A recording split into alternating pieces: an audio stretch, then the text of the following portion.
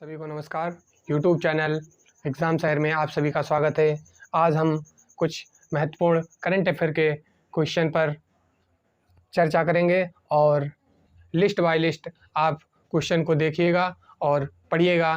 फ़िलहाल जो क्वेश्चन आपके समक्ष लिखे गए हैं उन पर भी ध्यान देते हैं और बाद में चलते हैं लिस्ट की तरफ, जिसमें बहुत ही महत्वपूर्ण क्वेश्चन है बजट से संबंधित, पंचवर्षीय योजनाओं से संबंधित और अदर भी जो करंट अफेयर है उसको भी साथ में लिया गया है। देखते हैं। जैसे लिखा है, केंद्र सरकार द्वारा एथेनॉल का प्रयोग 7% करने का जो लक्ष्य रखा गया था वो 2001 था, और उसी अनुसार देखते हैं कि 10% की बात अगर पूछे तो उसका जो लक्ष्य रखा था सन 2022 तक था। तो आप समझ सकते हैं एथेनॉल का यूज़ 7% 2021 तक का लक्ष्य था और 10% 2022 तक का लक्ष्य था। अब देखते हैं सोलर पार्क। सोलर पार्क की स्थापना उत्तर प्रदेश के किस ज़िले में की गई है? तो ये झांसी ज़िले में की गई है। इसी हिसाब से रेलवे पार्क की स्थापना कहाँ की गई है? ये भी झांसी ज़िले में की गई है। तो आप समझ सकते हैं कि जो उत्तर प्रदेश के कुछ क्वेश्चन हैं। और अगर हम बात करें चारागाह अनुसंधान केंद्र की, तो ये भी झांसी में स्थित है। चारागाह अनुसंधान केंद्र झांसी में स्थित है। रेलवे पार्क की स्थापना झांसी में की गई है। सोलर पार्क की स्थापना झांसी में की गई है। और देखते हैं उत्तर और दक्षिण गलियारा की अगर बात करें, ये भी झांसी में है। तो आगे देखते हैं क्वेश्चन, कमांडो ट्रेनिंग सेंटर कहाँ बनने की मंजूरी प्रदान की गई है? कमांडो ट्रेनिंग सेंटर ये देवबंद है, सहारनपुर।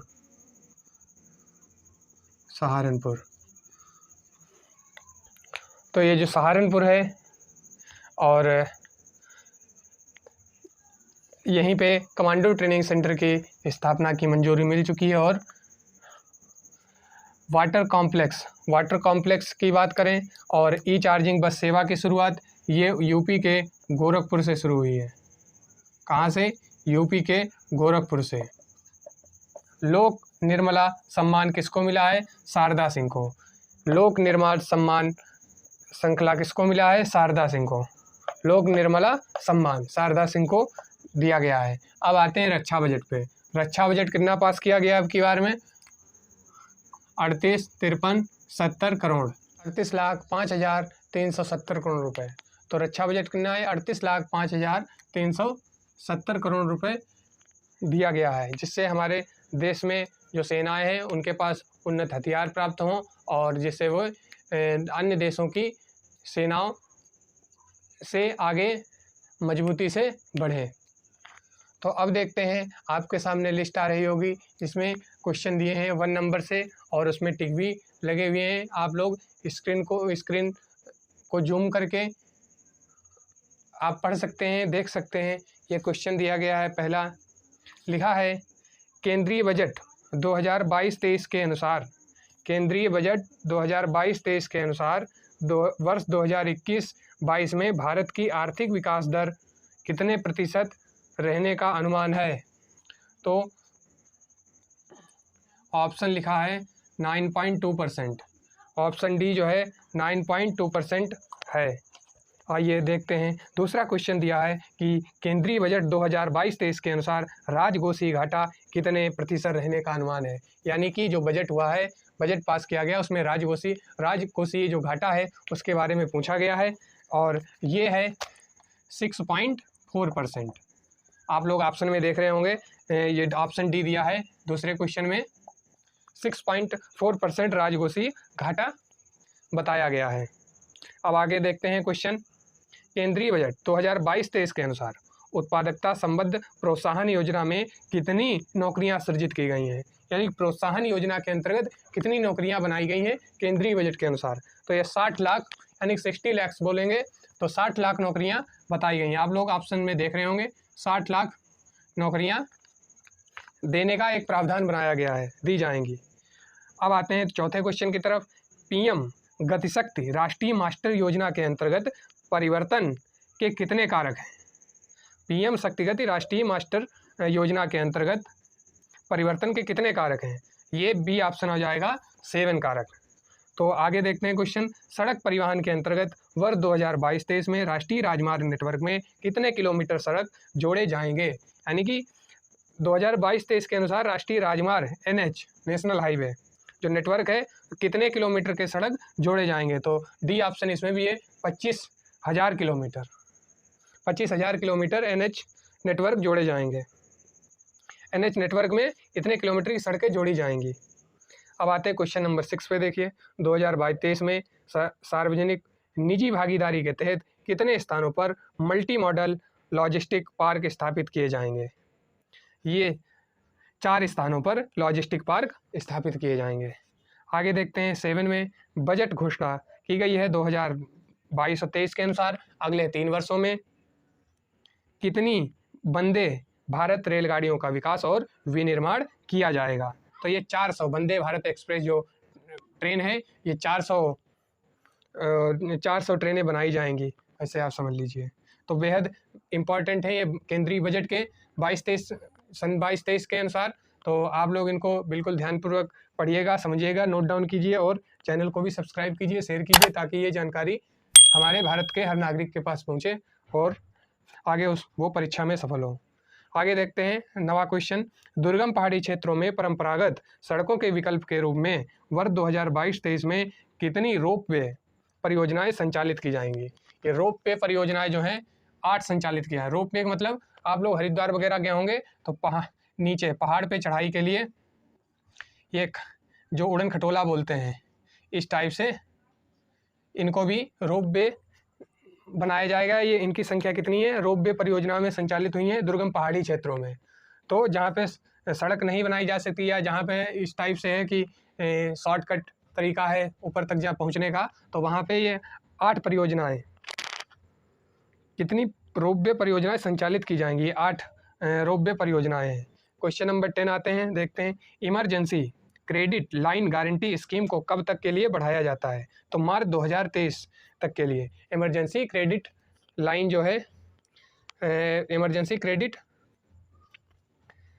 लाइन गारंटी स्कीम को कब तक के लिए बढ़ाया गया है, ये मार्च 2023 तक के लिए। आगे क्वेश्चन देखते हैं, emergency credit line guarantee scheme के दायरे को बढ़ाकर कितना किया गया है, 5 लाख करोड़ रुपए।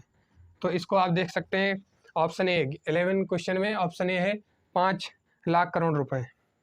अब आते हैं PM ई विद्या के 1 क्लास 1 टीवी चैनल कार्यक्रम को 12 टीवी चैनलों से बढ़ाकर कितने टीवी चैनलों तक विस्तारित किया जाएगा। तो कितने टीवी चैनलों तक, ऑप्शन में भी आप देख सकते हैं 200, ऑप्शन दिया है 200, यानी कि 200 टीवी चैनलों तक बढ़ाया जाएगा। क्वेश्चन नंबर 13, वर्ष 2022-23 में ग्रामीण और शहरी दोनों ही क्षेत्रों में PMAY के अंतर्गत अभ्यर्थियों के लिए कितने मकान बनाए जाएंगे।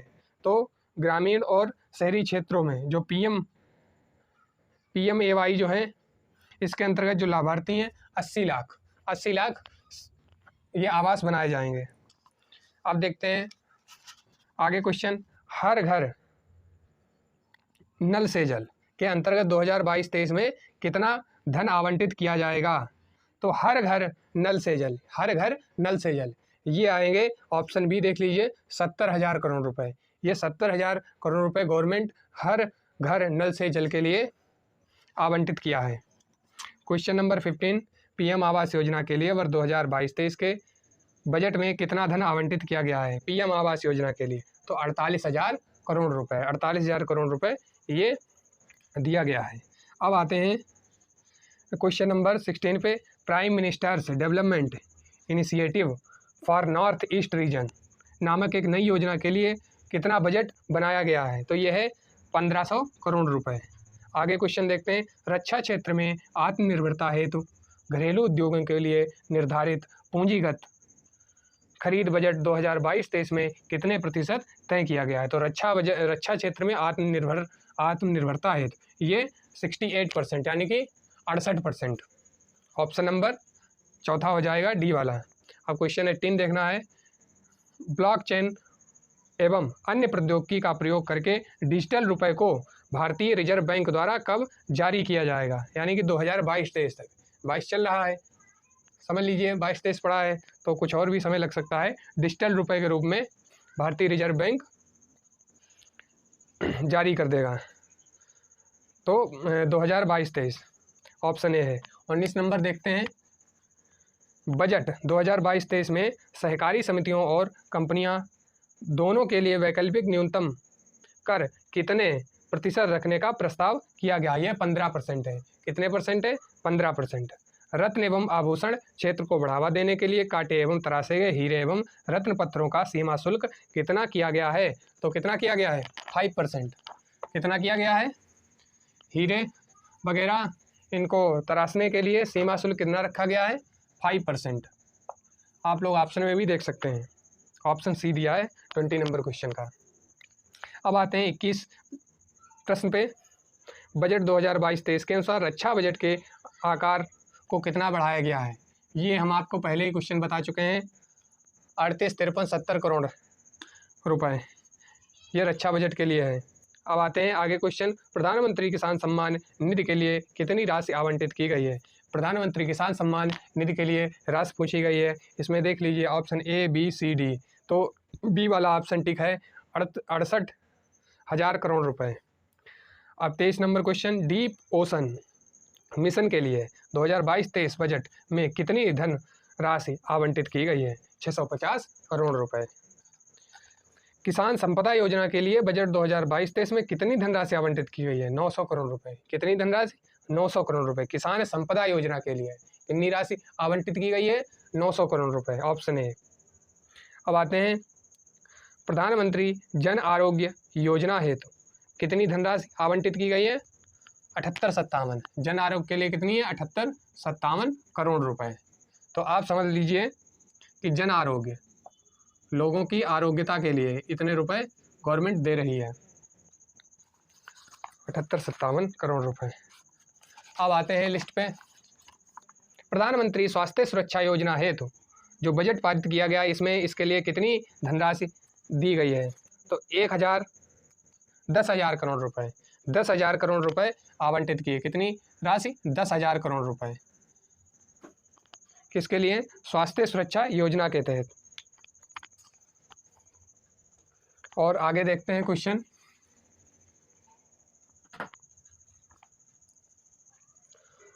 COP26 सम्मेलन। ये COP26 सम्मेलन जो होता है इसमें भारतीय प्रधानमंत्री नरेंद्र मोदी द्वारा LIFE शब्द अभियान का सुझाव दिया गया, जिसका संबंध किसके साथ है? तो ऑप्शन 4 दिए हैं। आप लोग पढ़ सकते हैं, समझ सकते हैं और टिक भी लगा गया, पहले से ही लगा है, इसलिए आप डायरेक्ट टिक पे ध्यान दीजिए। पर्यावरण के विनाशकारी एवं विचारहीन दोहन से बचने के लिए ये अपील की गई है, जो लाइफ शब्द दिया है मोदी द्वारा। किस सम्मेलन में?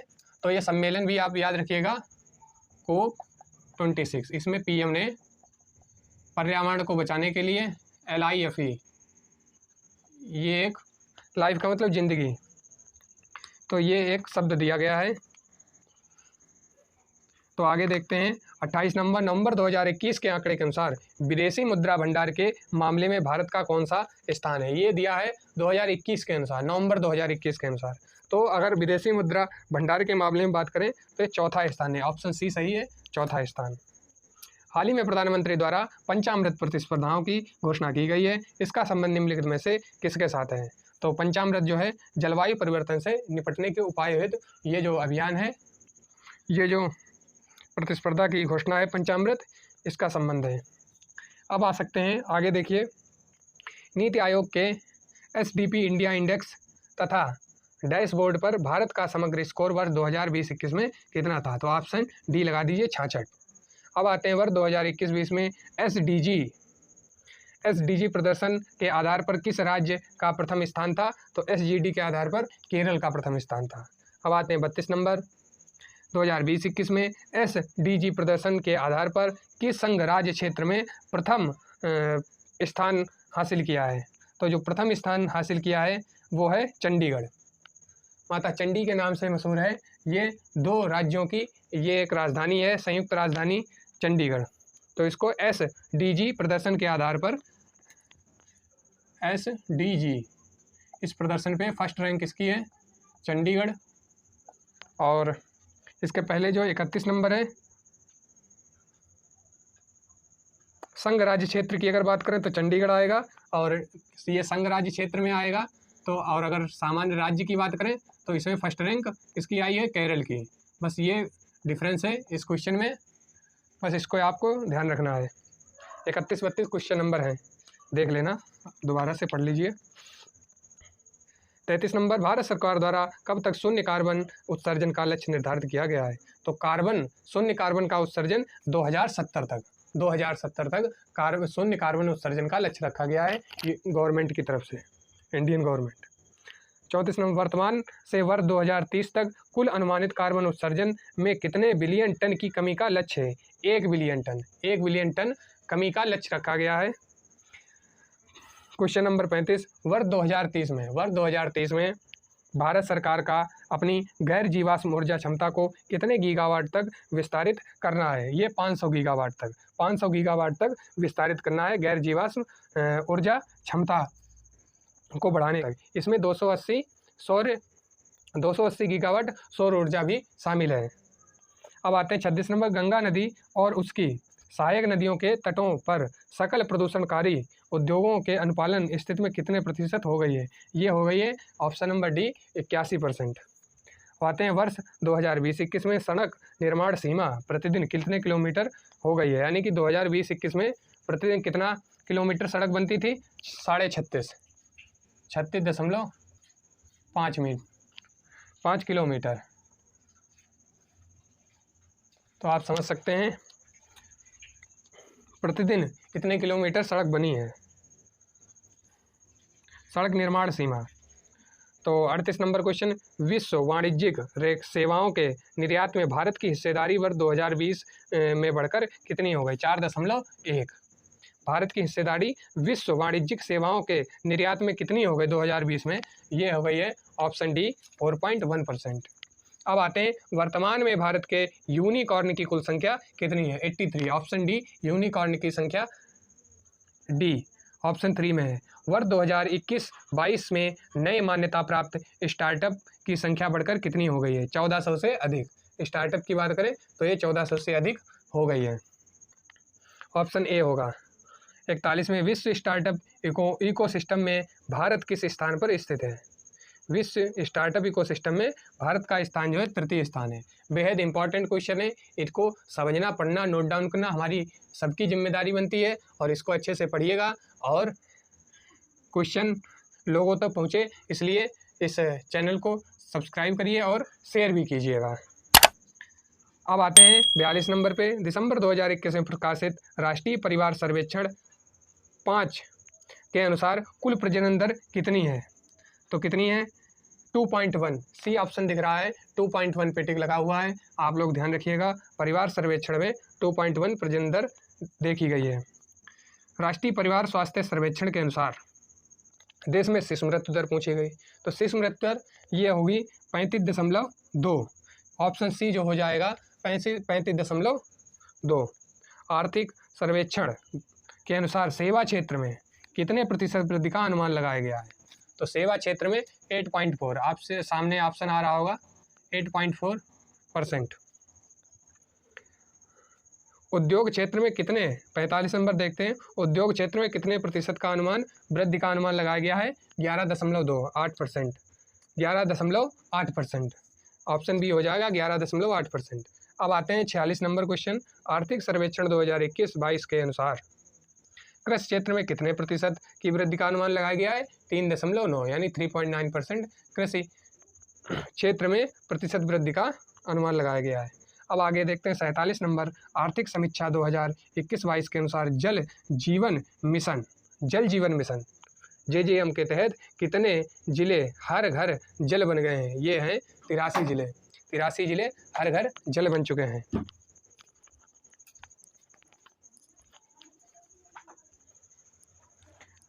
अब आते हैं क्वेश्चन 48 पे, भारत का विदेशी मुद्रा भंडार कितने डॉलर तक पहुंच गया है? तो ये आ गया है 633.6 बिलियन डॉलर। कितना है? 633.6 बिलियन डॉलर। आगे देखते हैं सकल कर राजस्व प्राप्ति में सर्वाधिक हिस्सा किसका है? वस्तु एवं सेवा कर यानी GST। ये हो जाएगा सकल कर राजस्व प्राप्ति में सर्वाधिक हिस्सा किसका रहा है। वेरी इंपॉर्टेंट क्वेश्चन है, वस्तु एवं सेवा कर जीएसटी। ठीक, तो ऑप्शन बी हो जाएगा। 50 नंबर देखते हैं कि भारत का सर्वाधिक निर्यात किस देश में हुआ। सर्वाधिक निर्यात की बात करें तो ये हो जाएगा ऑप्शन है अमेरिका, और सर्वाधिक आयात की बात करें, क्वेश्चन भी आगे दिया है, भारत में सर्वाधिक आयात किस देश में किया गया है, तो आयात है चीन। आयात का मतलब आना, यानी कि चीन से बहुत सारी इलेक्ट्रॉनिक चीज़ें और भी जो भी हैं वो चीज़ें मंगाई जाती हैं। और भेजने का काम, भारत से भेजने का काम सर्वाधिक यानी निर्यात तो अमेरिका लगेगा। अब 52 नंबर, भारत का शीर्ष कृषि निर्यात वस्तु क्या रहा है। समुद्री उत्पाद। समुद्री उत्पाद जो है वो भारत से भेजे गए हैं। अब आते हैं शीर्ष चावल उत्पादक राज्य का सही अवरोही क्रम कौन सा होगा। शीर्ष चावल का अवरोही क्रम, तो अवरोही क्रम दिया गया है, आप लोग देख लीजिए। ऑप्शन डी दिया है पश्चिम बंगाल, उत्तर प्रदेश, पंजाब। पश्चिम बंगाल, फिर हो जाएगा यूपी, फिर हो जाएगा पंजाब। ये है अवरोही क्रम किस चीज़ का, चावल का। शीर्ष चावल का अवरोही क्रम उत्पादक राज्य हैं ये। अब आते हैं गेहूं उत्पादक राज्य। अगला क्वेश्चन है गेहूं उत्पादक राज्यों में अवरोही क्रम बताना है, तो ऑप्शन ए हो जाएगा यूपी, एमपी, पंजाब, यानी कि उत्तर प्रदेश, मध्य प्रदेश और पंजाब। ये है भारत के शीर्ष गेहूं उत्पादक राज्यों की अवरोही क्रम की ये लिस्ट है। अब आते हैं दूसरे क्वेश्चन पे, मोटे अनाज के उत्पादन में शीर्ष राज्य कौन सा है। आप लोग जानते ही होंगे कि मोटे अनाज में राजस्थान फर्स्ट रैंक पे है, तो शीर्ष राज्य राजस्थान हो जाएगा। चने के उत्पादन में शीर्ष राज्य कौन सा है, मध्य प्रदेश। और दालों के उत्पादन में भी मध्य प्रदेश ही प्रथम स्थान पाता है। उत्तर प्रदेश का कौन सा स्थान है कुल खाद्यान्न में, तो ये प्रथम स्थान है, यूपी का प्रथम स्थान है कुल खाद्यान्न के अंतर्गत। दालों के कुल उत्पादन में अगला क्वेश्चन है दालों के, तो मध्य प्रदेश आ जाएगा, ऑप्शन है। 59 नंबर, सूरजमुखी कर्नाटक का शीर्ष उत्पादक राज्य है। अब आते हैं सोयाबीन का शीर्ष उत्पादक राज्य मध्य प्रदेश है।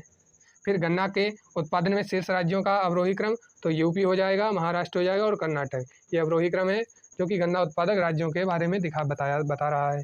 ऑप्शन बी हो गया। 62 नंबर, मूंगफली का उत्पादक राज्य गुजरात हो जाएगा, ऑप्शन बी। 63 में शीर्ष कपास उत्पादक राज्य गुजरात हो जाएगा। 64 तूर यानी कि अरहर उत्पादन में प्रथम स्थान कौन सा है, महाराष्ट्र का।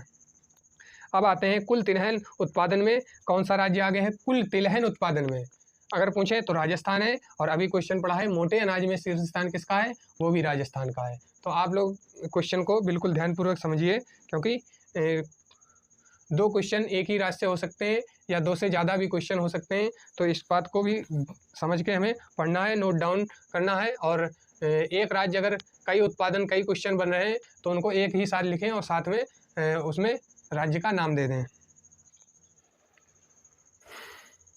अब आते हैं 66 नंबर, भारत वन स्थित रिपोर्ट 2021 के अनुसार देश में कुल वनावरण का परसेंट कितना है। तो वनावरण की बात की जा रही है, कितना प्रतिशत है, तो 21.71%। कितना है, 21.71%। अब आते हैं 67 पे, वन स्थित रिपोर्ट जो 2021 के अनुसार कुल वनावरण प्लस वृक्षावरण का परसेंट कितना है, 24.62। यानी कि 2021 वन की रिपोर्ट ये है, वन स्थित रिपोर्ट। इसमें कुल आवरण वनावरण प्लस वृक्षावरण ये कितना बताया गया है, ऑप्शन ए में देख रहे हैं 24.62% माना गया है, 24.62%। अब आते हैं वन स्थित रिपोर्ट 2021 के अनुसार वनावरण प्लस वृक्षावरण में कितने प्रतिशत की वृद्धि हुई है। तो कितने प्रतिशत की वृद्धि हुई है, तो इधर देख लीजिए 2.8%। कितने प्रतिशत की वृद्धि हुई है, 2.8%। यही ऑप्शन आप सामने दिया गया है। अब आते हैं ISFR 2021 की रिपोर्ट के अनुसार वनावरण में शीर्ष दर्ज करने वाला राज्य कौन सा है, आंध्र प्रदेश। तो वनावरण जो है सबसे ज़्यादा कहाँ हुआ है, वो आंध्र प्रदेश में देखा गया है। तो अब 70 नंबर क्वेश्चन देखते हैं, देश में कुल मैंग्रोव वन कितने हैं। यानी कि यही जो रिपोर्ट है वन स्थित रिपोर्ट, इसके अनुसार दिया है कि 2021 के अनुसार देश में कुल मैंग्रोव वन हैं 4992 वर्ग किलोमीटर। कितने हैं मैंग्रोव वन, 4992 वर्ग किलोमीटर या किलोमीटर स्क्वायर भी कह सकते हैं। आइए देखते हैं कुछ और भी क्वेश्चन। 71 में देखें,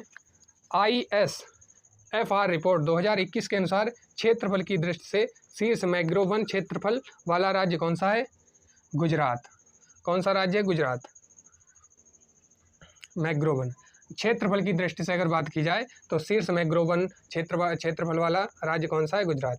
क्षेत्रफल की दृष्टि से देश का सबसे बड़ा वन क्षेत्र किस राज्य में है?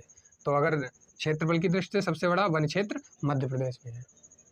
अब आते हैं अगला क्वेश्चन, कौन सा देश शीर्ष तेल उत्पादक राज्य है? तो तेल उत्पादक का मतलब खाद्य तेल से यहाँ पे संबंध बताया गया है। तो खाद्य तेल उत्पादक राज्य है राजस्थान। मोटे अनाज में राजस्थान। कुल तिलहन उत्पादन में राजस्थान, तिलहन में है प्रथम, तो खाद्य तेल में भी आ जाएगा राजस्थान। कुल भौगोलिक क्षेत्र में प्रतिशत में सर्वाधिक वनावरण वाला पूर्वोत्तर का राज्य अगर पूछा जाए तो ऑप्शन हो जाएगा डी, मिजोरम।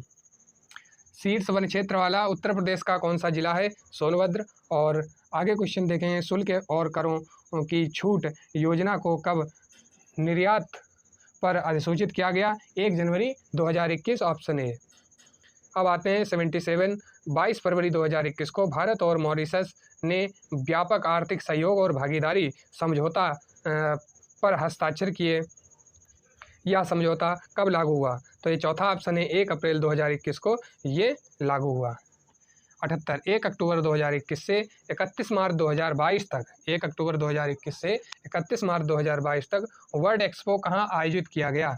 वेरी इंपॉर्टेंट प्रश्न है। वर्ल्ड एक्सपो की बात कर रहा है तो ये दुबई में आयोजित किया गया। ऑप्शन ए कहाँ है? दुबई में आयोजित किया गया। वर्ल्ड एक्सपो 2020 का सब्जेक्ट पूछ रहा है, मुख्य विषय क्या है? तो मुख्य विषय है connecting minds creating the future. Connecting minds the creating the future. आगे देखते हैं क्वेश्चन नंबर 80, विश्व बैंक द्वारा जारी लॉजिस्टिक परफॉर्मेंस इंडेक्स 2018 में भारत को कौन सा स्थान मिला है? तो ऑप्शन सी है, 44वां स्थान प्राप्त हुआ है अपने भारत देश को। और कमेंट बॉक्स में इस क्वेश्चन के आधार पे आप लिखिएगा भारत माता की जय। और 81, प्रधानमंत्री ने अवसंरचना विकास के लिए राष्ट्रीय मास्टर प्लान गतिशक्ति का शुभारंभ कब किया है? तो ऑप्शन ए दिया गया है, 13 अक्टूबर 2021 को ये शुभारंभ मोदी द्वारा किया गया है। स्टार्टअप इंडिया पहल कब शुरू किया गया था? स्टार्टअप इंडिया पहल कब शुरू किया गया था? तो ऑप्शन 4 दिए हैं, लेकिन इसमें पहला ऑप्शन सही है, 16 जनवरी 2016 को स्टार्टअप इंडिया प्रोग्राम को शुरू किया गया था। सितंबर 2021 में ब्रिक्स का 13वां शिखर सम्मेलन किसकी अध्यक्षता में आयोजित हुआ? भारत की अध्यक्षता में। तो 2021 में ब्रिक्स का 13वां शिखर सम्मेलन किसकी अध्यक्षता में शुरू हुआ? भारत की अध्यक्षता में शुरू हुआ। अब आते हैं कुछ और भी क्वेश्चन, जैसे G7 कहाँ किया गया? ये जर्मनी में मनाया गया। अब G20 कहाँ मनाया गया?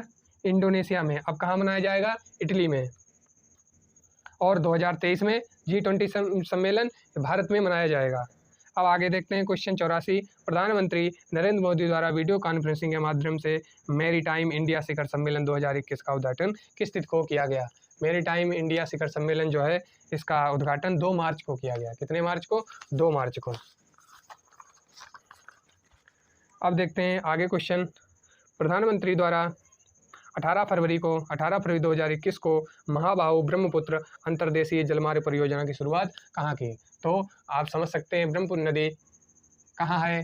अरुणाचल से होते हुए असम में आती है, तो ऑप्शन असम लगा दीजिए।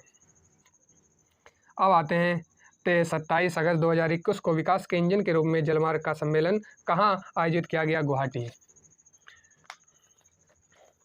सेना द्वारा हताहत कल्याण कोष का नया नाम क्या रखा गया? सशस्त्र बल युद्ध हताहत कल्याण कोष। सशस्त्र बल युद्ध हताहत कल्याण कोष। 88 में देखना है, भारतीय सेना ने बिम्स्टेक देशों के साथ कौन सा सैन्य अभ्यास किया? पैनेक्स। कौन सा किया? पैनेक्स 21। अब आते हैं, सुमेलित नहीं बताया है तो मध्य प्रदेश आलू उत्पादक राज्य दिए हैं, पहला उत्तर प्रदेश प्रथम दिया है, पश्चिम बंगाल ये द्वितीय है और बिहार तृतीय है। मध्य प्रदेश का स्थान चतुर्थ नहीं है, तो ये गलत हो जाएगा, ऑप्शन डी। प्याज उत्पादक शीर्षक राज्य कौन सा है? महाराष्ट्र। सर्वाधिक कोयला उत्पादन वाला राज्य छत्तीसगढ़ है, ऑप्शन है 91 नंबर। अब आते हैं हीरा भंडार वाला राज्य कौन सा है? Option A Madhya Pradesh. हीरा भंडार में मध्य प्रदेश प्रथम है। भारत का शीर्षक ग्रेफाइट का कौन है? झारखंड है। और क्वेश्चन मैग्नीज उत्पादक राज्य कौन सा है? मैग्नीज उत्पादन में मध्य प्रदेश है। तो हीरा भंडार में भी फर्स्ट है और मैग्नीज उत्पादन में भी फर्स्ट है एमपी, मध्य प्रदेश। अब आते हैं 96 पर। 15 मार्च 2022 को संपूर्ण विश्व में विश्व उपभोक्ता अधिकार दिवस मनाया गया। इसका मुख्य विषय क्या था? वेरी इंपॉर्टेंट क्वेश्चन है। Fair digital finance. क्या है? Fair digital finance. तो ये है 15 मार्च को विश्व उपभोक्ता दिवस मनाया गया, इसका विषय था, आप लोग ध्यान रखिए, फेयर डिजिटल फाइनेंस। अब आते हैं अगले क्वेश्चन पे। कृषि एवं समृद्ध क्षेत्र में कितने प्रतिशत की वृद्धि का अनुमान है? तो 2.3% की वृद्धि का अनुमान है। आगे देखते हैं। बड़ा विश्व का सबसे बड़ा वानस्पतिक तेल उपभोक्ता देश कहाँ है? ये चीन है। सबसे बड़ा वानस्पतिक तेल उपभोक्ता कहाँ है? चीन है। इसको याद करने की एक छोटी ट्रिक है। विश्व की सबसे ज़्यादा जनसंख्या चीन में है, तो खाने पीने में भी आगे होगी, तो इसलिए बड़ा वानस्पतिक तेल उपभोक्ता चीन होगी। अब आते हैं क्वेश्चन 99। सरकार ने गेहूं का कितना न्यूनतम समर्थन मूल्य निर्धारित किया है? तो 2022-23 के लिए सरकार ने गेहूं का कितना समर्थन मूल्य निर्धारित किया है? 2015 रुपये। तो कितना है गेहूं का? 2015 रुपये। भारत का प्रथम राज्य जहां न्यूनतम समर्थन मूल्य पर 14 फसलों की खरीदारी की जाएगी, हरियाणा। कहाँ है? 14 फसलों की खरीदारी की जाएगी हरियाणा प्रदेश में। अब आते हैं अगले क्वेश्चन पे। सरकार ने सामान्य श्रेणी के धान के लिए कितना न्यूनतम समर्थन मूल्य घोषित किया है? तो कितना किया है? 1940 रुपये। कितना किया है? 1940। कितने रुपये किया है? अब आते हैं क्वेश्चन 102 पे। आंकड़ों के अनुसार विश्व में सर्वाधिक चावल उत्पादक देश कौन सा है? चीन। कौन सा है? चीन, चावल उत्पादक देश। आते हैं चावल उत्पादक के बाद में। चावल उत्पादन में विश्व का भारत में कौन सा स्थान है? तो द्वितीय स्थान है। अगला क्वेश्चन। विश्व में गेहूं उत्पादन में प्रथम और द्वितीय स्थान किसके हैं? प्रथम चीन का है और दूसरा भारत का है। ऑप्शन ए हो जाएगा। 105। वर्ष 2022 के अनुसार दलहन उत्पादन में भारत का विश्व में कौन सा स्थान है? प्रथम है। दलहन उत्पादन में भारत का कौन सा स्थान है विश्व में? All world. ये हो जाएगा प्रथम। ऑप्शन ए हो जाएगा। अगला क्वेश्चन। सोयाबीन उत्पादक राज्य अमेरिका है, भारत में इसमें स्थान पूछा गया है। तो सोयाबीन के उत्पादन में मध्य प्रदेश है, लेकिन अगर विश्व की बात करें तो इसका स्थान 5वां हो जाएगा। भारत का स्थान सोयाबीन में विश्व स्तर पर देखें तो 5वां स्थान है। अगर भारत के अंदर राज्य की बात करें तो मध्य प्रदेश हो जाएगा। अब आते हैं अगले क्वेश्चन पे। शीर्ष देश का शीर्ष लौह अयस्क उत्पादक कौन सा राज्य है? लौह अयस्क उत्पादक ये हो जाएगा उड़ीसा। तो ऑप्शन में आगे आपके देख रहे हैं आप, ऑप्शन ए दिया गया है उड़ीसा। सर्वाधिक दूध उत्पादन में भारत है। विश्व के आधार पे देखें तो भारत ही प्रथम स्थान है। और कुल सब्जी उत्पादन में पश्चिम बंगाल है। कुल सब्जी उत्पादन में कौन सा राज्य आगे है? वो है भारत देश के अंदर पश्चिम बंगाल। कुल मसाला उत्पादन में कर्नाटक शीर्ष स्थान है। Question number 110। कुल मसाला उत्पादन में शीर्ष राज्य कर्नाटक है। अब आते हैं आम उत्पादन में उत्तर प्रदेश है। 2020-21 आंकड़ों के अनुसार है शीर्ष आम उत्पादक राज्य पूछा गया है। तो इसमें बिहार, आंध्र प्रदेश, कर्नाटक, उत्तर प्रदेश दिया है। तो आप ऑप्शन डी टिक कर सकते हो। टिक भी है उत्तर प्रदेश। अमरूद उत्पादन में भी भारत में उत्तर प्रदेश प्रथम है। अब आते हैं देश में सर्वाधिक लीची उत्पादक देश की बात करें तो अपना राज्य जो है बिहार। बिहार राज्य लीची उत्पादन में प्रथम है।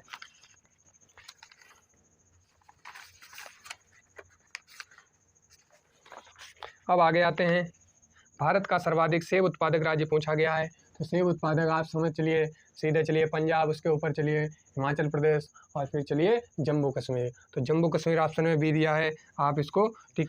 अंतर्राष्ट्रीय सेब महोत्सव की बात करें तो ये मनाया गया है उत्तराखंड में। कहाँ मनाया गया? उत्तराखंड में। अगर क्वेश्चन सामने लिखा भी है, और इधर भी ध्यान दीजिए कि अगर जम्मू कश्मीर की बात आए तो जम्मू कश्मीर सिर्फ सेब उत्पादक राज्य की अगर बात करें तो जम्मू कश्मीर आएगा। और अगर अंतर्राष्ट्रीय सेब सम्मेलन की बात करें या महोत्सव की बात करें, ये आएगा उत्तराखंड। आगे आइए देखते हैं। आगे 3 नारियल उत्पादक राज्य बताने हैं। तो पहला ही ऑप्शन दिया है केरल, तमिलनाडु, कर्नाटक, यही 3 ऐसे। उत्पादक राज्य हैं जो शीर्ष स्थान पे हैं भारत में। 116 में देखते हैं सर्वाधिक काजू उत्पादक राज्य कौन सा है, महाराष्ट्र। और 117 IMF का मुख्यालय कहाँ है, आप सबको मालूम है वाशिंगटन DC। ये IMF का मुख्यालय वाशिंगटन DC। आगे देखते हैं सहकारी इकाइयों ने तीव्र गति की प्रगति की है, ये किस क्षेत्र में है, तो इसमें दिया गया है ऑप्शन बी चीनी वस्त्र, चीनी मिल। चीनी मिल जो सहकारी इकाइयों की तीव्र गति से प्रगति की है, तो इसका असर सहकारी इकाइयों, कहने का मतलब सहकारी इकाइयाँ लगाई गई उसमें किस उद्योग पर इसका प्रभाव पड़ा है, तो ये चीनी मिल पे पड़ा हुआ है। अब आगे देखते हैं 119 पे जैविक खेती करने वाला राज्य घोषित किया गया है, कौन सा राज्य घोषित है, ये है अपना सिक्किम। टीबी हारेगा देश जीतेगा, ये भारत को किस वर्ष तक तपेदिक से मुक्त करने का लक्ष्य रखा गया है, तो टीबी हारेगा देश जीतेगा वो 2025 यानी कि 2025 तक। दीपम योजना के बारे में लिखा है, जो कि दीपम शब्द संक्षेप में केंद्र सरकार का एक महत्वपूर्ण विभाग है। यह विभाग किसका है, विनिवेश विभाग। क्वेश्चन नंबर 121 होगा दीपम। तो ये दीपम जो है विनिवेश विभाग है। 122 क्वेश्चन देखते हैं। दक्षिण एशियाई मुक्त व्यापार समझौता साफ्टा कब से प्रारंभ हुआ, 1 जनवरी 2006 से। 1 जनवरी 2006 से ये क्वेश्चन नंबर ऑप्शन बी है। क्वेश्चन नंबर 24 है भारतीय रिजर्व बैंक की स्थापना कब हुई, 1 अप्रैल 1935 को भारतीय रिजर्व बैंक की स्थापना हुई। और इसका राष्ट्रीयकरण क्वेश्चन नंबर 125 में, इसका राष्ट्रीयकरण कब हुआ, 1949, 1 जनवरी 1949। 1 जनवरी 1949 को इसका राष्ट्रीयकरण हुआ। फिर उज्ज्वला योजना 2.0 की शुरुआत 10 अगस्त 2021 को, ये ऑप्शन सी। 126 में प्रधानमंत्री उज्ज्वला योजना 2.0 की शुरुआत कब हुई, 10 अगस्त 2021 को, जिला महोबा उत्तर प्रदेश। भारतीय लघु उद्योग विकास बैंक सिडबी की स्थापना कब की गई, 2 अप्रैल 1988। क्वेश्चन 2 अप्रैल 1988। तो भारतीय लघु उद्योग विकास बैंक सिडबी का मुख्यालय लखनऊ हो गया। क्या होगा, लखनऊ। भारतीय लघु उद्योग विकास बैंक सिडबी का मुख्यालय कहाँ स्थित है, लखनऊ में। अब आते हैं क्वेश्चन नंबर 129 में, कंपनी अधिनियम 1956 2013 के निम्नलिखित में किस कंपनी अधिनियम से प्रतिस्थापित किया गया, तो कंपनी अधिनियम 1956 द्वारा ये प्रतिस्थापित किया गया। क्वेश्चन नंबर 29 का ऑप्शन है। अब आते हैं 130 में, भारत में स्वतंत्रता के बाद पहली बार पेटेंट अधिनियम कब दिया, 1970 बी। और तृतीय क्रियाकलाप, तो तृतीय क्रियाकलाप जो है ये आएगा, पहले से लिखा है, प्रथम क्षेत्र में कृषि पशु हो गया, द्वितीय क्षेत्र में निर्माण विनिर्माण हो गया, और तृतीय क्षेत्र में व्यापार और विपणन हो गया। तो इसमें जो ऑप्शन है वो आपके समक्ष है विपणन, सी ऑप्शन लगाना है। बॉम्बे प्लान का संबंध देश के आर्थिक विकास की योजना से संबंधित है। बॉम्बे प्लान क्या है, देश के आर्थिक विकास की योजना, तो ऑप्शन बी आएगा। ये बॉम्बे प्लान 8 जो आर्थिक योजना है, 8 व्यापारी थे, उद्योगपति थे मुंबई के, जिन्होंने इस प्लान को आर्थिक विकास के लिए बनाया था। उसके बाद में अन्य अन्य योजनाएं आई, और जो उसके बाद लास्ट योजना जो है वो योजना आयोग की स्थापना हुई, और इससे पंचवर्षीय योजनाओं से हमारे देश के विकास के लिए अलग अलग उद्देश्यों की पूर्ति की गई। हेराल्ड डोमर समृद्धि मॉडल जो है, इसकी योजना, इसका संबंध किस पंचवर्षीय योजना है, तो प्रथम पंचवर्षीय योजना जो कृषि पर आधारित थी, प्रथम पंचवर्षीय योजना का मॉडल था हेराल्ड डोमर मॉडल। 133 नंबर। 34 में पीसी महालनोबिस, ये द्वितीय पंचवर्षीय योजना है, ऑप्शन बी। राष्ट्रीय विकास परिषद, इस ऑप्शन ए 8 अगस्त 1952 को इसकी स्थापना हुई। राष्ट्रीय विकास परिषद क्या है, मार्च 1952 राष्ट्रीय विकास परिषद की स्थापना हुई। अनवरत योजना 1978 से 80 के तहत चलाई गई। 1978 से 80 के तहत ये कौन सी प्लान आया, ये रोलिंग प्लान, यानी कि अनवरत योजना की अवधि पूछी जाती है, तो ऑप्शन ए हो जाएगा। अब आते हैं योजना अवकाश, ये 1966 से 69 तक का जो अवकाश है, ये 1966 से 69। तृतीय पंचवर्षीय योजना के बाद 1965 जो उस समय चीन और भारत का युद्ध हुआ था, उसके कारण और भुखमरी के कारण ये जो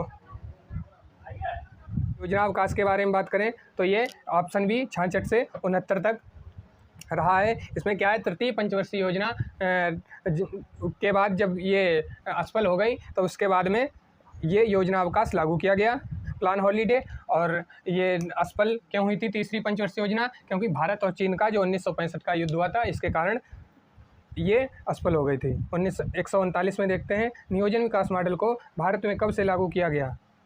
तो अब आपको ये बताना है नियोजित विकास मॉडल को भारत में कब से लागू किया गया। तो ये 4 ऑप्शन है, इसमें आप कमेंट बॉक्स में लिखिएगा। आगे देखते हैं,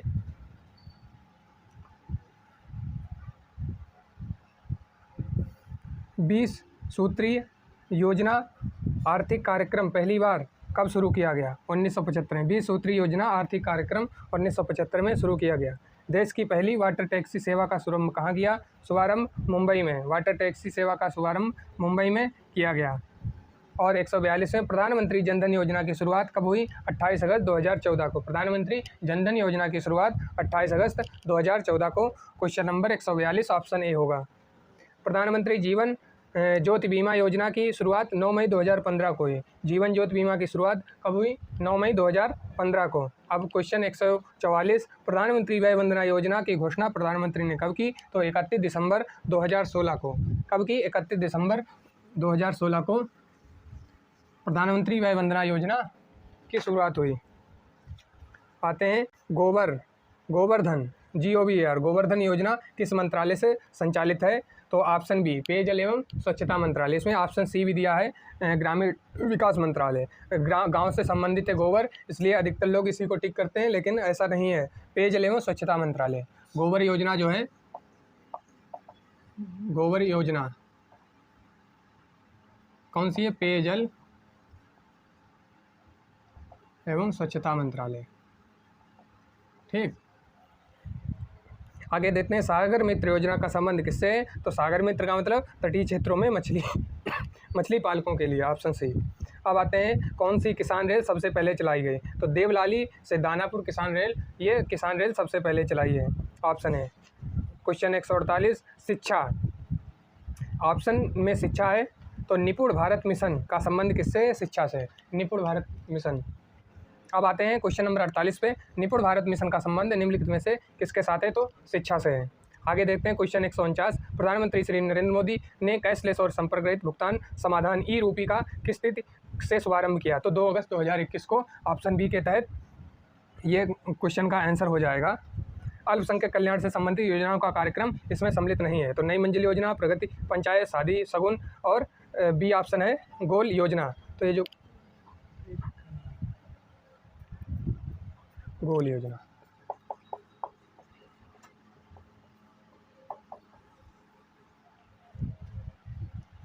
तो क्वेश्चन नंबर 50 देखेंगे, अल्पसंख्यक कल्याण से संबंधित योजना में सम्मिलित नहीं है, ऑप्शन बी गोल योजना। अब 151 पे आते हैं, भारत सरकार द्वारा चलाई गई शादी शगुन योजना, जो अल्पसंख्यक समुदाय की लड़कियां हैं उनको 51,000 रुपये की प्रोत्साहन राशि मिलेगी, तो इससे संबंधित है। ये जो अल्पसंख्यक समुदाय की लड़कियां हैं तो इनको 51,000 रुपये किससे संबंधित दी जाएगी, शादी के लिए, ऑप्शन स्वास्थ्य के लिए, उच्च शिक्षा या फिर व्यापार उद्योग के लिए, तो ये ऑप्शन आएगा ऑप्शन बी उच्च शिक्षा के लिए।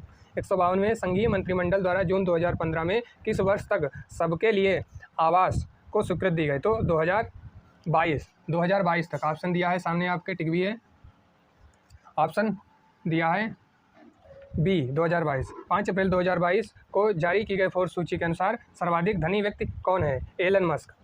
एलन मस्क कौन है, एलन मस्क सबसे विश्व के सर्वाधिक फोर्ब्स सूची के अनुसार ये सबसे धनी व्यक्ति हैं। तो अगर महिला की बात करें, क्वेश्चन 154, सर्वाधिक धनी महिला है फ्रेंकोइस वेटनकोट मेयर्स, ये ऑप्शन ए में आता है। अब आते हैं द हेरिटेज फाउंडेशन द्वारा जारी आर्थिक स्वतंत्रता सूचकांक 2022 के अनुसार भारत की रैंकिंग पूछी जाए तो होगी ऑप्शन सी 135 हो जाएगी। 156 क्वेश्चन, भारत में थोक मूल्य सूचकांक का आधार वर्ष क्या है, 2011-12। थोक मूल्य सूचकांक का आधार वर्ष क्या है, 11-12। सार्वजनिक व्यय का निम्नलिखित में कौन सा वर्गीकरण अब समाप्त कर दिया गया, योजना व्यय एवं गैर योजना व्यय। सार्वजनिक व्यय का निम्नलिखित में से कौन सा वर्गीकरण अब समाप्त कर दिया गया, योजना व्यय और गैर योजना व्यय। अब आते हैं 158 क्वेश्चन, 157 इम्पॉर्टेंट क्वेश्चन है ये, सशक्त। ऑप्शन भी आपको क्वेश्चन भी दिख रहा होगा, सशक्त। तो सशक्त क्या है? बैंकिंग सेक्टर से संबंधित है। ठीक, बैंकिंग सेक्टर से संबंधित है। अब आगे देखते हैं 159 में बाइकवास प्रवाह शब्द का प्रयोग सर्वप्रथम किसने किया? ऑप्शन डी, गुन्नार मिर्डल द्वारा ये किया गया। अब आते हैं 160 में राष्ट्रीय आय समंकों का आकलन किसके द्वारा किया गया? राष्ट्रीय सांख्यिकी कार्यालय यानी कि NSO द्वारा ये आय समंकों का आकलन किया जाता है। आगे क्वेश्चन, जीएसटी के मामले में राज्यों को दिए जाने वाले मुआवजे की गणना के लिए किस वर्ष को आधार वर्ष स्वीकार किया गया? 2015 और 16 को। 2015 ऑप्शन में दिख भी रहा है, 2015 और 16 ये जो है जीएसटी के मामले में राज्यों को दिया जाने वाला जो मुआवजा है, इसकी गणना के लिए किस वर्ष को आधार वर्ष घोषित किया? तो 2015 और 16 को। प्रधानमंत्री जन आरोग्य योजना की शुरुआत कब से हुई? ऑप्शन बी है 2018 से PM जन आरोग्य योजना का शुभारंभ हुआ था। वर्तमान में औद्योगिक श्रमिकों के लिए उपभोक्ता मूल्य कीमत सूचकांक का आधार वर्ष क्या है? 2012। तो उपभोक्ता मूल्य कीमत सूचकांक का आधार वर्ष क्या है? 2012। और क्वेश्चन 165, मार्च 2022 में भारत का पहला प्राथमिक बाजार निवेश प्लेटफॉर्म वन अप का शुभारंभ किसने किया? तो ऑप्शन डी आप लोग देख रहे होंगे, हिंदी में लिखा है IIFL सिक्योरिटी। ठीक, फरवरी 2022 में गिफ्ट सिटी में कार्यालय खोलने वाली पहली बहुपक्षीय एजेंसी का नाम क्या है? तो ऑप्शन डी देख लीजिए, क्वेश्चन 165, न्यू डेवलपमेंट बैंक, जिसने गिफ्ट सिटी किसे बोलते हैं आप लोग कमेंट बॉक्स में लिखिएगा। भारतीय रेलवे का पहला गतिशक्ति मॉडल कार्गो टर्मिनल किस मंडल से शुरू किया गया? तो आसनसोल से। इसमें ऑप्शन में दिया है हावड़ा, मालदा, सियालदा और आसनसोल, तो ऑप्शन सी हो जाएगा। अब आगे देखते हैं 167 में कौन सी company brand finance global 500 ranking 2022 में प्रथम स्थान पर है? तो एप्पल जो है, एप्पल कंपनी है, इसके काफ़ी महंगे मोबाइल व लैपटॉप आते हैं। तो ये जो है एप्पल कंपनी ग्लोबल 500 रैंकिंग में प्रथम स्थान पर है।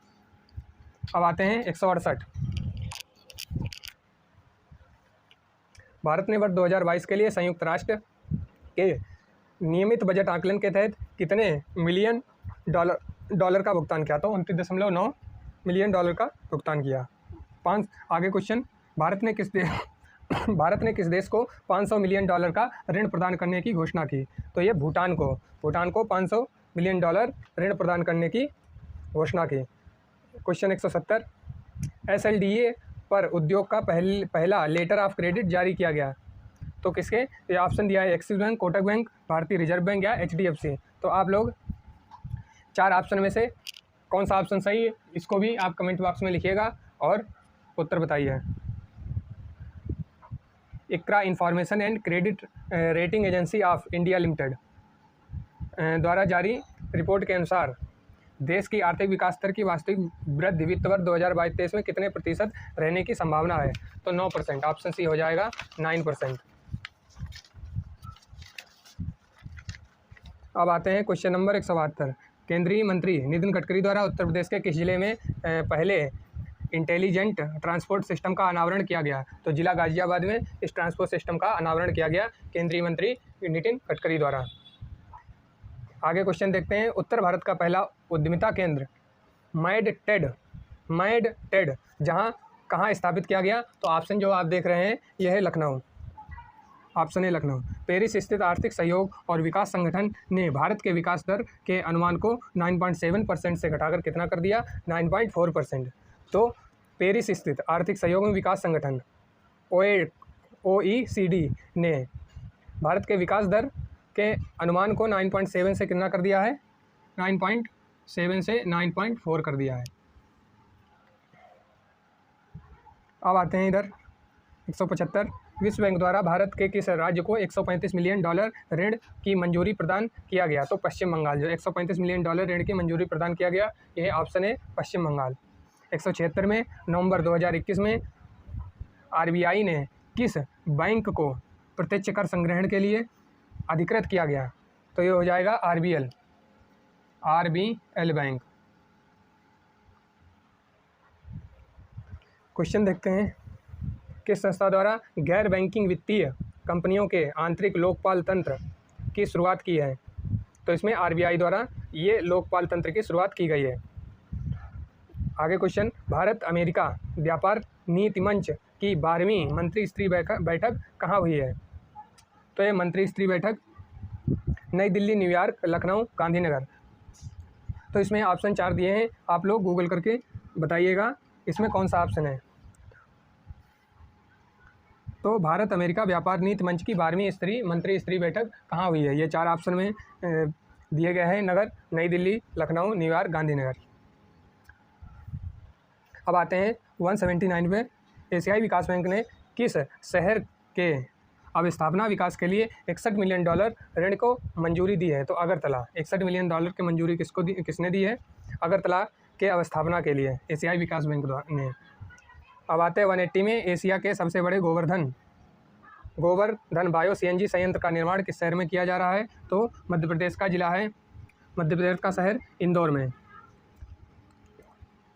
फरवरी 2022 में किसे भारतीय प्रतिभूति और विनिमय बोर्ड सेबी का चेयरमैन नियुक्त किया गया? माधवीपुरी बुच जो है भारतीय प्रतिभूति और विनिमय बोर्ड का चेयरपर्सन नियुक्त किया गया।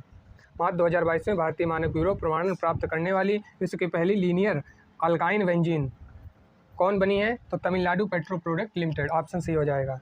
अब आते हैं 183 पे, भारत का पहला प्राथमिक बाजार निवेश प्लेटफॉर्म OneUp, प्राथमिक बाजार निवेश प्लेटफॉर्म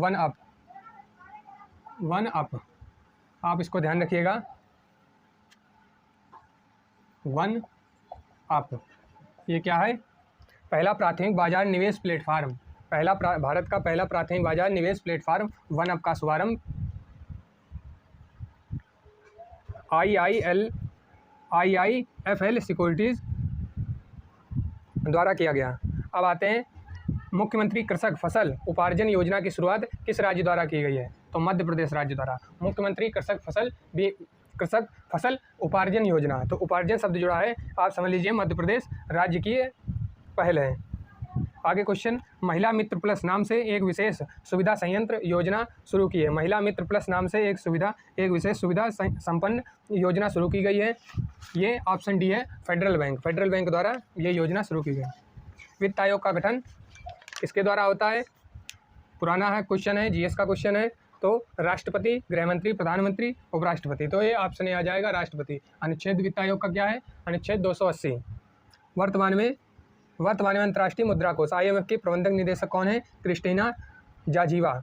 हाल ही में स्मार्ट शहरीकरण सम्मेलन 2022 कहाँ आयोजित किया गया? क्वेश्चन नंबर 188, ऑप्शन सूरत। तो स्मार्ट शहरीकरण सम्मेलन सूरत में। मार्च 2022 में Bharat Japan act east forum की 6वीं संयुक्त बैठक कहाँ संपन्न हुई? नई दिल्ली में। Bharat Japan act east forum की 6वीं बैठक की बात करें, संयुक्त बैठक ये है, नई दिल्ली में संपन्न हुई।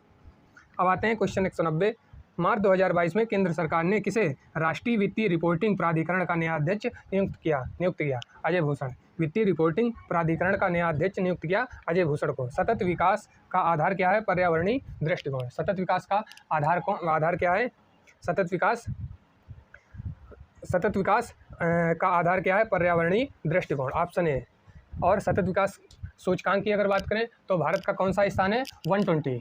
अभी अगला वीडियो जो हम आपके लिए लाएंगे वो सूचकांक से संबंधित होगा, लेकिन इस क्वेश्चन के आधार पर अगर देखा जाए, सतत विकास सूचकांक क्या है? ये हो जाएगा 120। ऐसे भ्रष्टाचार विकास सूचकांक में भारत का स्थान कितना है? 85। तो इस हिसाब से बहुत से सूचकांक हैं, खुशहाली, शांति, अलग अलग, तो इनको हम अगले वीडियो में कवर करेंगे। आप लोग ध्यान से पढ़िएगा और नोट भी कीजिए। आते हैं क्वेश्चन नंबर 192, वैश्विक वित्तीय स्थिरता रिपोर्ट किसके द्वारा तैयार की जाती है? तो इसमें 4 ऑप्शन है, IMF और यूरोपीय केंद्रीय बैंक, आर्थिक सहयोग एवं विकास संगठन और अंतर्राष्ट्रीय पुनर्निर्माण का विकास बैंक। तो आप इसमें ऑप्शन हमें बताइएगा, कमेंट बॉक्स में डालिए, ताकि आपकी जो क्वेश्चन का आंसर सही बताने की योग्यता सदैव बनी रहे। 193 में वर्ल्ड बैंक रिपोर्ट का वार्षिक प्रकाशन क्या है? वार्षिक प्रकाशन है क्या है? अंतर्राष्ट्रीय मुद्रा का, IMF।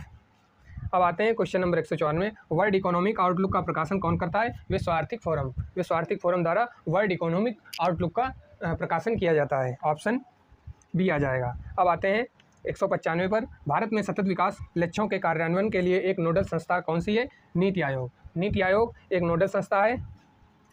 जो कि सतत विकास लक्ष्यों के कार्यान्वयन के लिए होती है। आते हैं अटल नव प्रवर्तन यानी कि इनोवेशन। अटल इनोवेशन मिशन किसके अधीन स्थापित किया गया है? नीति आयोग के अधीन। नीति आयोग के अधीन अटल नव प्रवर्तन को स्थापित किया गया है।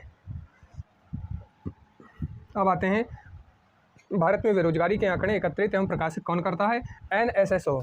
तो बेरोजगारी के जो आंकड़े हैं इसको कौन बताता है? ऑप्शन भी आप याद रखिएगा, लेकिन ये आ जाएगा NSSO। ठीक,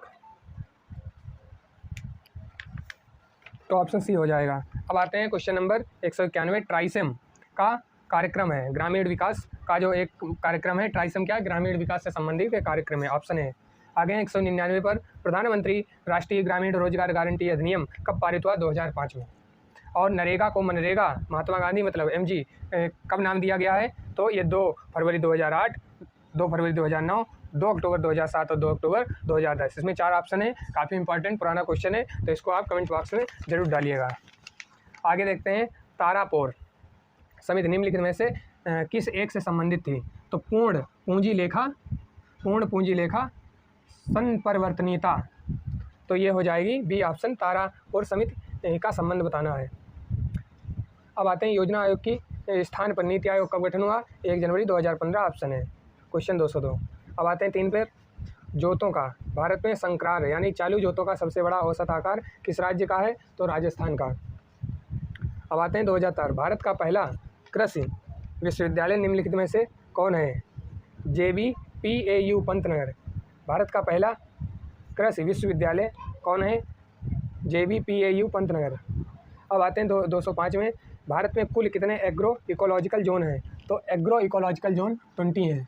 ऑप्शन में भी बी टिक किया गया है। आप लोग ध्यान रख सकते हैं कि एग्रो इकोलॉजिकल जोन 20 है। अब आते हैं क्वेश्चन 206 पर। भारत में सर्वाधिक पटसन उत्पादक राज्य कौन सा है? पटसन उत्पादन में पश्चिम बंगाल आता है। विश्व का पहला देश जिसने आभासी मुद्रा बिटकॉइन को विधिग्रहण मुद्रा के रूप में स्वीकार किया है? तो option D El Salvador country ने। अब आते हैं 208 पे। प्रधानमंत्री गरीब कल्याण योजना की घोषणा कब की गई? 20 मार्च 2020 को। प्रधानमंत्री गरीब कल्याण योजना कब की गई? 20 मार्च 2020 को ये शुरू की गई। Option C. अब आते हैं तापी गैस पाइपलाइन परियोजना में निम्नलिखित में से कौन देश शामिल नहीं है? भारत, पाकिस्तान, तुर्कमेनिस्तान या ईरान? तो ईरान शामिल नहीं है किसमें? तापी गैस पाइपलाइन परियोजना में। अब 210 में है। भारत का सबसे प्राचीन श्रम संघ कौन है? एटक। एशियाई विकास बैंक का मुख्यालय कहाँ स्थित है? तो मनीला फिलीपींस में। ADB का मुख्यालय कहाँ है?